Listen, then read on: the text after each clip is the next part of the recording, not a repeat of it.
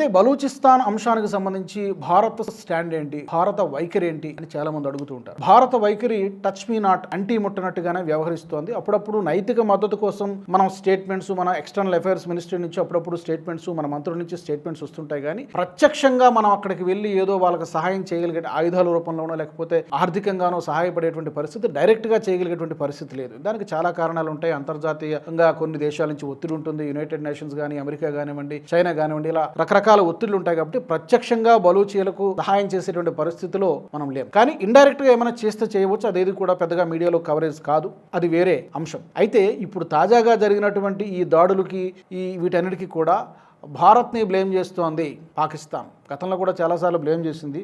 వాళ్ళు ఏమంటారంటే ఫిత్నా అల్ హిందుస్థాన్, అంటే ఇండియన్ స్పాన్సర్డ్ టెర్రరిజం అని పాకిస్తాన్ భారత్ని దోషిగా చూపించేటువంటి ప్రయత్నం చేస్తోంది. ఈ దాడులకి, ఈ చావులకి, ఈ మరణాలకి, వీటన్నిటికీ కూడా వెనకుండి ప్రోత్సహిస్తోంది, భారతే ప్రోత్సహిస్తోంది అంటూ భారత్ని దోషిగా చిత్రీకరించాలన్నటువంటి ప్రయత్నం పాకిస్తాన్ చేస్తుంది. పాకిస్తాన్ ఆర్మీ కూడా చేస్తుంది. అఫీషియల్గా వాళ్ళ ట్విట్టర్ హ్యాండిల్లో కూడా ఇదే పోస్ట్ పెట్టారు. దానికి వెంటనే విదేశాంగ మంత్రిత్వ శాఖ కూడా ఒక ప్రెస్ నోట్ రిలీజ్ చేసింది. పాకిస్తాన్ ఇలాంటి కపట నాటకాలు ఆపాలి, మీ అంతర్గతంగా మీ అంతర్యుద్ధానికి, మీ ప్రజల తిరుగుబాటుకు మమ్మల్ని బాధ్యులు చేయకండి, భారత్కి ఈ గొడవలకి ఎలాంటి సంబంధం లేదు, ఎప్పుడు ఈ విధమైనటువంటి గొడవల్ని భారత్ ప్రోత్సహించదు, మాకు ఎలాంటి సంబంధం లేదని చెప్పి పాకిస్తాన్ ఆరోపణల్ని, పాకిస్తాన్ ఆర్మీ ఆరోపణల్ని భారత్ ప్రభుత్వం చాలా తీవ్రంగా ఖండించింది.